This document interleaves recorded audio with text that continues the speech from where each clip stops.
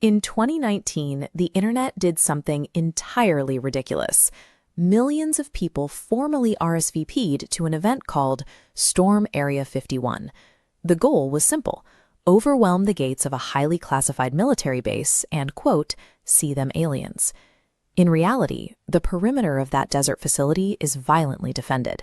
It is a strictly enforced no trespassing zone, heavily patrolled by armed guards who carry the absolute authority to use deadly force. The logistical secrecy is just as intense.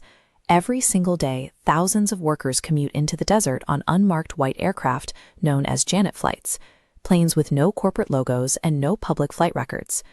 The human mind hates an information vacuum. The base was built to be a total blind spot on the map, but when you create a physical void and the government refuses to explain the anomalies happening around it, society will inevitably invent its own answers. You have to rewind to 1955. The Cold War was at its most dangerous peak, and the United States desperately needed eyes in the sky, a way to spy on enemies without ever being seen. So they carved out a remote testing site in the Nevada desert. The result was the highly classified Lockheed U-2, an aircraft designed to cruise at altitudes so extreme it was essentially invisible from the ground. But there was a massive unintended consequence. Commercial pilots flying at standard cruising altitudes suddenly found themselves looking up at strange metallic objects moving silently above them at impossible speeds. The government immediately received these panicked reports. They knew exactly what the pilots were seeing, but the sheer stakes of the Cold War demanded absolute secrecy. So they filed the reports away and refused to offer the public any corrections. When you pair undeniable visual evidence in the sky with complete official silence on the ground, you get the origin point of the modern UFO legend.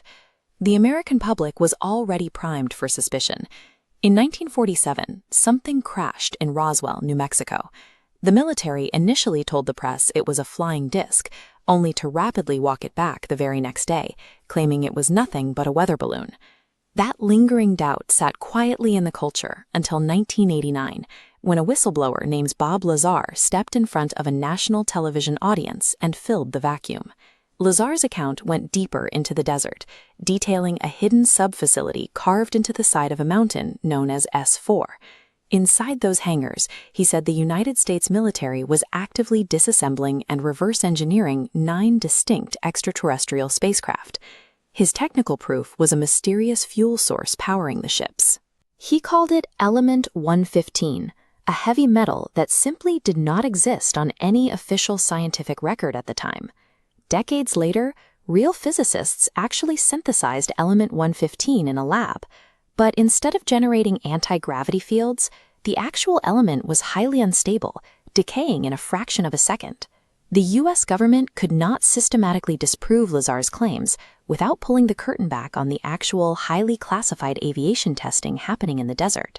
Their forced silence locked his alien narrative into American culture permanently. Fast forward to 2013.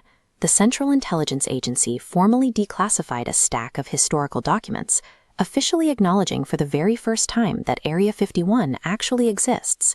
The files confirmed the facility was strictly a testing ground for advanced spy planes, a fact that neatly traces back and explains the decades of glowing, high-altitude sightings. What the documents completely omit, however, is any mention of extraterrestrials. No reverse-engineered technology, no Element 115, but a factual admission from the CIA couldn't compete with a 60-year head start. The lore was entirely self-sustaining, paving the way for millions of internet users to organize a desert invasion in 2019 just to see what was hidden behind the fence.